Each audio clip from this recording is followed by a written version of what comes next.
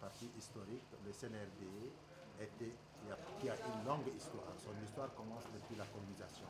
C'était Lord Storm, le fils de recherche scientifique d'outre-mer. Et c'est à partir de là que beaucoup de recherches ont été faites.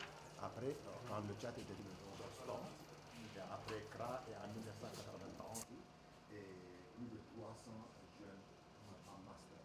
Je ne voudrais pas rentrer dans le détail parce que le pandémie est le directeur du Centre national et il a lancé les processus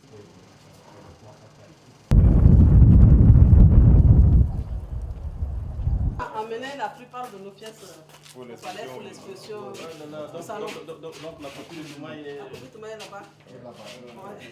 On peut dire... Oui, je suis là, ouais. Je suis là, autour de 7 millions d'années. Vous avez ici un site qui est collé, c'est 5 millions. Vous avez la bibliothèque et les contemporains de lui. Voilà, donc ils ont été mis un peu... Voilà, ce centre-là permet donc aux étudiants qui viennent, aux chercheurs qui viennent de l'étranger de pouvoir consulter les pièces sur place parce que c'est la consultation sur place qui est privilégiée. Sauf quelques exceptions si des fossiles assez rares. Dans la convention qui a été signée, il y a l'université de N'Djamena, le centre national d'Afrique. Il faut que les deux responsables locaux donc il y a un délai, la pièce est exportée pour l'étudier. Et donc voilà. C'est notre principe. Tous les fossiles Touma a été trouvés dans cette environnement. D'accord. Ici, Abel, c'est non le chapitre quand même. Et puis là, il y a Bosco Boudou. Donc il y a le secteur le plus ancien sont ici. C'est là qui est depuis à 7 millions d'années. Quand c'est à 3 millions d'années, ici, collé, c'est à 4-5. Et puis à 5, c'est Kosombo. Voilà, donc on prospecte là. Pour le moment, on essaie de faire également des prospections entre 0 à 10 millions d'années. Voilà, on a une taille d'âge. Ici, le Cadanthropus, qui avait été découvert par Yves Coppens dans les années 60, a été trouvé non loin dans ces endroits là-bas. Il a été considéré comme un... Vous ne pouvez pas mimer le poids en mettant un peu de charge. Et donc ici, vous avez une articulation qui est tout à fait parfaite avec une très bonne fossilisation, un milieu de dépôt assez calme. Donc tout s'est fait, tout se conserve parfaitement bien. Un numéro. On a réduit un peu le poids. Et donc en copie, vous avez ça. Au risque de l'abîmer, on donne la copie pour qu'un spécialiste puisse étudier la manipuler. Dans les expositions, souvent, c'est les copies qui sont mises dans les musées, mais pas les originaux. Une mâchoire d'un anthracotère, c'est un... avec toutes les rangées dentaires bien conservées aussi. On a exposé le grand. Il y a deux formes. La forme et la grande. Donc c'est la grande qu'on a exposée au musée. Et puis même à l'exposition au niveau du palais, c'est la grande forme qu'on a exposée. C'est des animaux qui ont complètement disparu. Ils n'ont pas de représentants actuels. Au cours de sa vie, il a 3 séries dentaires qui se succèdent et les dents avancent comme sur un tapis roulant. Ce pas des dents qui poussent perpendiculairement comme chez nous. Les dents sont remplacées, il y a une dent qui s'enclenche, qui s'use au fur et à mesure et qui avance. Dès qu'elle est finie, une autre s'enclenche. Donc, dans la durée de vie d'un animal, il faudrait qu'il y ait une succession. Voilà. Voilà, vous avez ça, un modèle d'une dent qui est enclenchée, une autre qui se met en place. Celle-là, elle est finie. Si elle finit, elle tombe. Elle va tomber. Une autre va sortir. Va sortir et prendre la place. Voilà. Donc, il faut une série de 6 comme ça pour ils doivent épuiser leurs dents. Voilà. Donc, ça peut voir.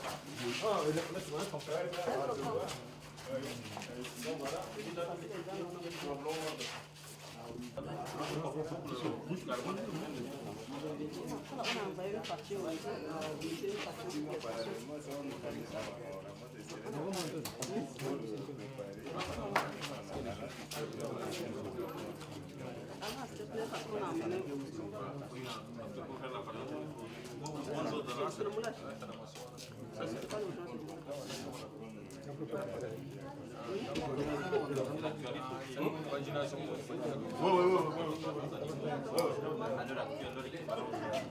dû à l'évolution. Maintenant, si tu regardes la salle, là, ils sont plus.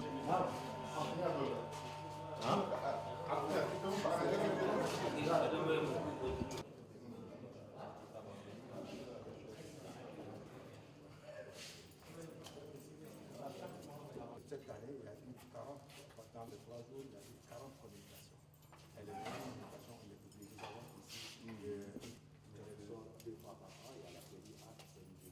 La série A, c'est tout ce qui concerne le restaurant de la journée, tout ça. La série B, tout ce qui est sciences, et quatre conférences par semaine. Chaque conférence fait 3 heures. Pas de collègues tchadiens sénégalais, le dernier qui vient de soutenir Django. Et puis nous avons une caméra qui est un peu conservée jusqu'à 6 000. La mémoire, elle est très puissante.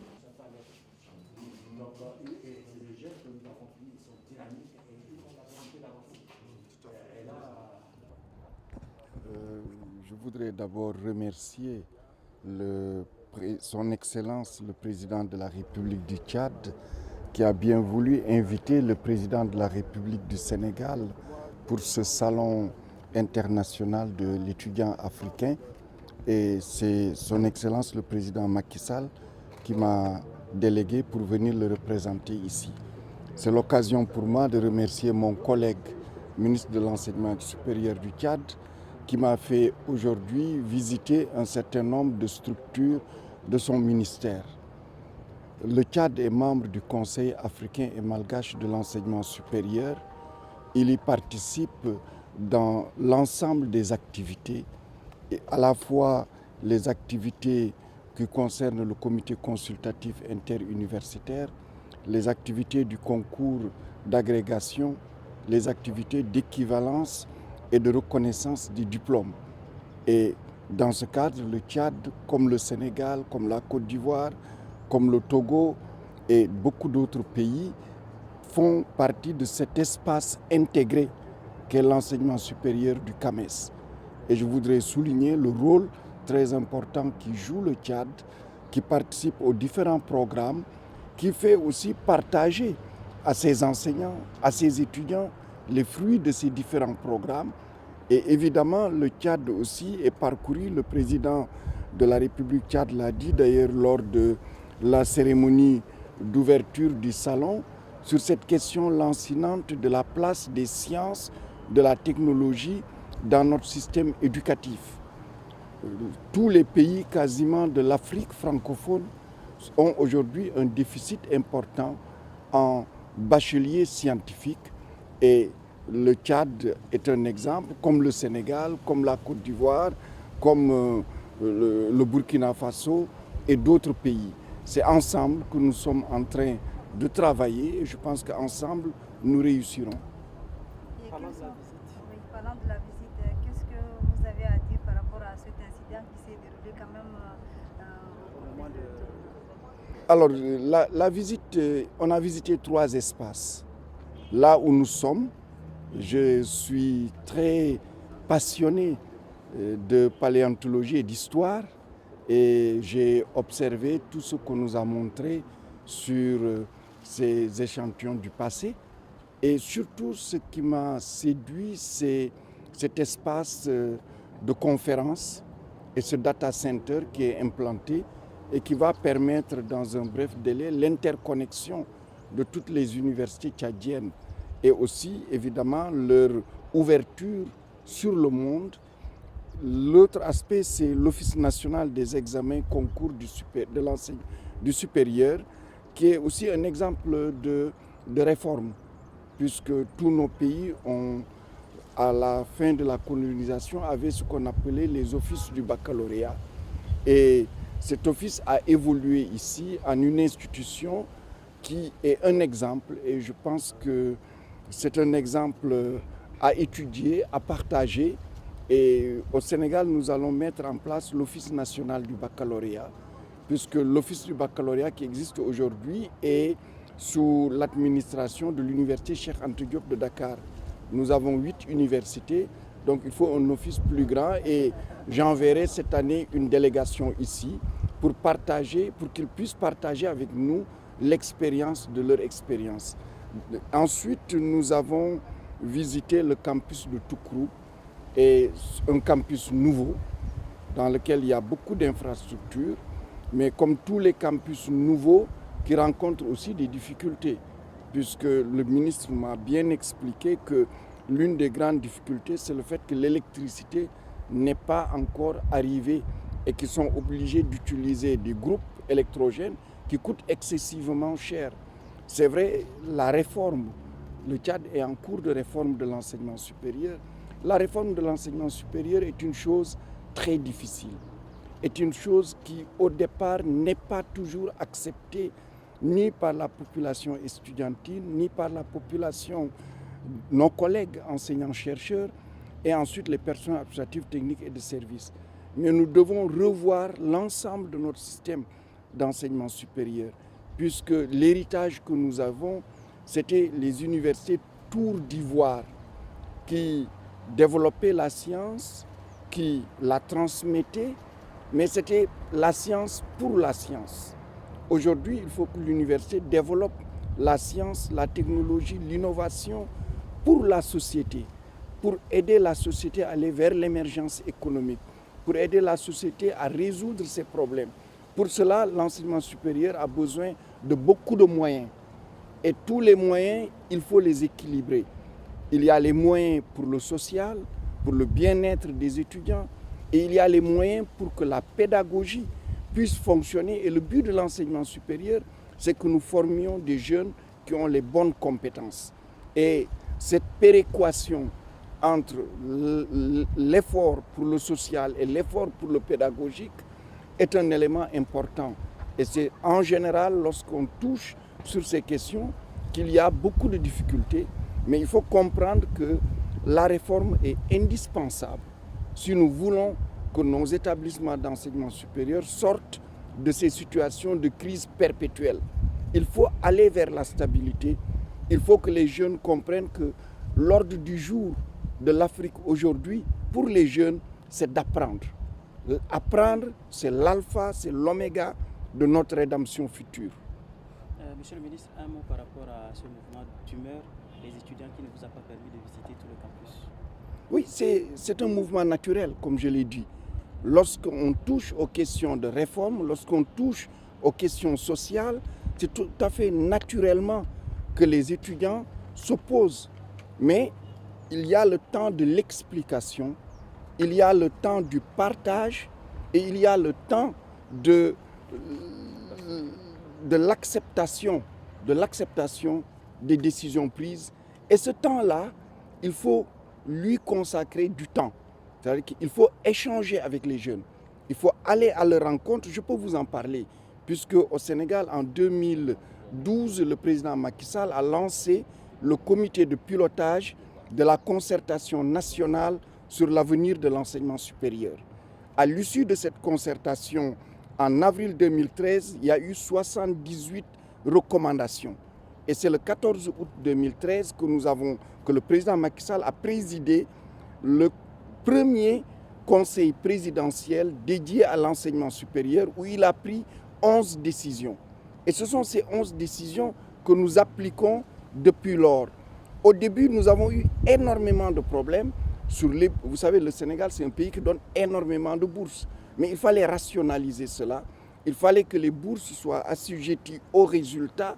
Il fallait aussi que les bourses soient assujetties aux priorités de développement économique du pays. Il fallait aussi développer les nouvelles universités, construire de nouvelles universités, construire de nouvelles institutions supérieures d'enseignement professionnel, mettre en place l'université virtuelle du Sénégal. Tout ceci demande beaucoup de moyens et tous ces moyens sont concurrentiels. Et au départ, c'est vrai, il y a eu pas mal d'incompréhension, mais à force d'explications, à force d'échanges, nous arrivons aujourd'hui à une situation beaucoup plus stable. Nous arrivons à un espace où on discute, où on partage et il ne faut pas être surpris. Moi, je suis professeur d'université. Je dis, le premier cours que je donne à mes étudiants, et vous allez être surpris parce que moi, je suis mathématicien. Le premier cours que je donne à mes étudiants, les premiers mots que je prononce, c'est deux choses. Un, il faut lire. Parce que nos étudiants, qu'ils soient en sciences, qu'ils soient en lettres et sciences humaines, dans toutes les disciplines, ils doivent lire. Parce que c'est ça qui permettra qu'ils aient de la culture et qu'ils comprennent ce qui se passe dans le monde. La deuxième recommandation que je fais, il faut avoir l'esprit critique. Parce que l'université, c'est l'esprit critique. Et c'est pour cela, si nos étudiants critiquent ce que nous faisons, c'est tout à fait naturel, c'est normal. C'est les autres qui peuvent ne pas comprendre. Mais la seule chose, je leur dis, il faut mettre en avant la force de l'argument par rapport à la violence. L'université n'est pas un espace de violence. L'université, c'est un espace dans lequel ce qui prévaut, c'est l'argumentation et il faut mettre en avant l'argument. Merci. Merci. Et vous pensez qu'aussi, par exemple, le Tchad s'inspire? Ce matin, avec M. le ministre, nous étions avec le commissaire chargé des ressources humaines de l'Union africaine. Et nous échangions pour la tenue d'un atelier au niveau de l'Union africaine, pour un atelier d'échange et de partage. Chaque pays a quelque chose à donner à l'autre et vice-versa. Et je pense que cet échange sera tout à fait bénéfique à la fois pour le Tchad et pour le Sénégal. On a voulu, donc, en marge du salon des étudiants, donc, nous réserver ce temps pour nous permettre donc, de lui faire visiter un certain nombre de nos sites. Je voudrais ici rappeler qu'avec le Sénégal, nous avons une convention en matière d'enseignement et de recherche. Et donc cette convention permet aujourd'hui des échanges d'étudiants, des échanges d'enseignants, des échanges de bons procédés. Et c'est dans ce cadre-là que nous avons organisé ce matin cette visite à Monsieur le ministre de l'Enseignement supérieur, mon collègue, puisqu'il y a 2 ans, j'étais allé à Dakar avec une délégation aussi importante, très importante, et nous avons eu droit à toutes les visites pour nous permettre donc de nous imprégner de ce que le Sénégal dispose en matière d'enseignement et de la recherche pour pouvoir échanger les bons procédés. Donc je suis très content de sa visite et je voudrais ici dire que le Sénégal et le Tchad ont en commun donc, un certain nombre de structures. Nous sommes tous les 2 membres de l'école inter-État et sciences médecine vétérinaire, l'ISMV, qui est logée à Dakar.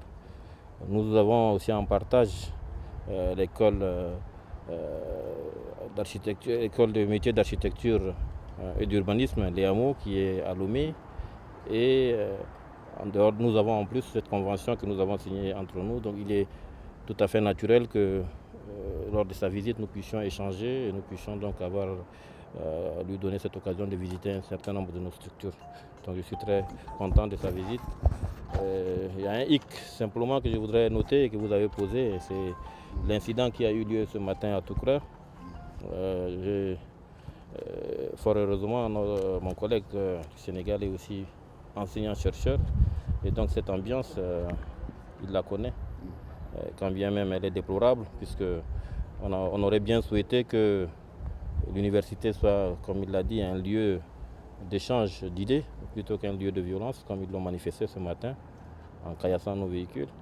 Donc je voudrais le déplorer et vraiment appeler les étudiants à la retenue, puisque ce n'est pas dans la violence qu'on peut revendiquer quelque chose. D'ailleurs, nous ne savons pas qu'est-ce qu'ils revendiquent ces étudiants ce matin. Nous avons laissé le temps de comprendre même leurs revendications. Donc nous avons été rassurés pour aller à Toukra par le bureau des étudiants et les responsables de l'université, comme quoi on pouvait sans crainte effectuer cette visite. Malheureusement, nous avons connu ce que nous avons connu et donc nous le déplorons. Nous voulons vraiment profiter de votre micro pour présenter nos excuses à notre collègue, le professeur Maritonyan, pour ce que nous avons vécu. Mais nous continuerons, ce qui ne nous empêchera pas de continuer à dialoguer, puisque la solution de tous ces problèmes se trouve dans les dialogues. Voilà, je voudrais donc vous remercier pour cette occasion.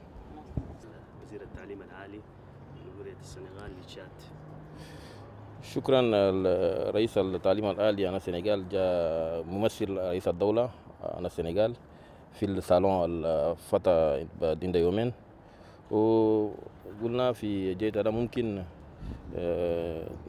نلموا ونبدل أفكار تعرفوا أننا التشاد مع السنغال سوينا علاقة اتفاقية ده عندها تقريبا 2 سنين وفي اتفاقية دي كثير من الطلاب حقنا القاعدين هناك الحمد لله هسه قاعدين بنقول شنو بطفوا نفس الشيء مع الطلاب القاعدين هناك. وفي ده نشكر الوزير. ومشينا شلنا فرصه، طلبنا لقينا فرصه دي، مشينا زيارات، مشينا زرنا توكرا، مشينا زرنا اونكس، وهسه جينا في سنتر ناسيونال دو ريشيرش بور لو ديفلوبمون. جينا نشوفوا كيف نوصفوا بعض من الاشياء اللي عندنا هنا ممكن يقدروا يجيب نبدلوا فوق افكار. ومشي الخزاء قال هنا في النظام هنا البكالوريا عندنا مقدمين فوقهم، عشان هم ممكن الاكسبيرينس حقنا قاعد ممكن هم كلهم يجوا يستفيدوا منه، واننا كلنا نستفيدوا منهم في بعض من الاشياء في النظام هنا التعليم الآلي. والبرجال اللي بيجي فجور نقول شغل ما واجب، يعني مشينا جايين اليوم كان قاعدين من بعدنا ما ممكن ما شغل ما قاسم. عندنا معنا ضيوف، ممكن الطلاب ما يسوي إضراب مش يسوي فجورة، يعني مشينا زيارة ما مشينا في شغل آخر. وقاموا بعد كسروا من بعض من الأرباطنا تمام ممكن، ونطلب منهم ممكن يذكروا في شغل الله وقبلوا في النظام الكويس. يعني أي وقت البابنا قاعد مفتوح، وفي الديالوج كله قاعدين مستمرين. ما ممكن الشغل اللي بيجي عليهم ده بيكون ممكن كان معنينا ما نفهم منهم ده كده بيقول له يقدروا يسوي اضراب مش الله. اي وقت قاعدين فاتين البيبان فاتين، ما ممكن شغل السوده ما شابي وما واجب، ممكن هم بيراجعوا وبيجوا في النظام الكويس. ده نقدر شغل نقدر نقوله في زياراتنا اللي عملناها اليوم، ونقول لك شكرا. نعم للطلاب قال لهم التنظيم كان جديد جاي للناس ما ممكن بقبلوه في 100%، وخاصة في التنظيم هنا ناقصين هنا القروش، هنا اللي واقفين هنا المينا، هم كله فاتوا من مجال له. السنغال كله شغل كثير سووا، وحصل في كل واحد موت هنا طالب واحد كله، عشان في مجابدة أم بينان في القرار الجديد الحكومة شالتها شغل جاب هنا كله صوبات كثير، وهو صفة مدرس وعارفة شغل هاسل. قال لنا شغل هنا كله حصل فوقه وعاشا ما شافها شغل قاسي، معنينا كمان قاسي لنا عشان ضيفنا قاعد في حضورنا بس ناس شغل مش اللي بسوده ما ممكن ما واجب. وشكرا. وسيادنا نقول ان شاء الله بيقبلوا اننا البابنا قاعد فاتي، كان بدورونا ممكن بجونا اي وقت قاعد نلاقوهم، ما ممكن برجو الضيوف كان جو مش الله بيتلفوا اسم الوجه هنا الطلاب كله بيتلفوا عليهم ده ما بيشابه. يعني ما من بعدنا ما عندنا اي شيء، عندنا ضيوف ده ممكن شغل ده بيذكروا فوق ما بيتلفوا مش كده. شكرا.